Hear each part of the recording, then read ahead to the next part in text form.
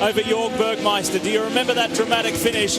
12 hours of racing and it was decided in the last 100 yards. It was extraordinary. Well, now they're glued together and they've got so much more to come in this race.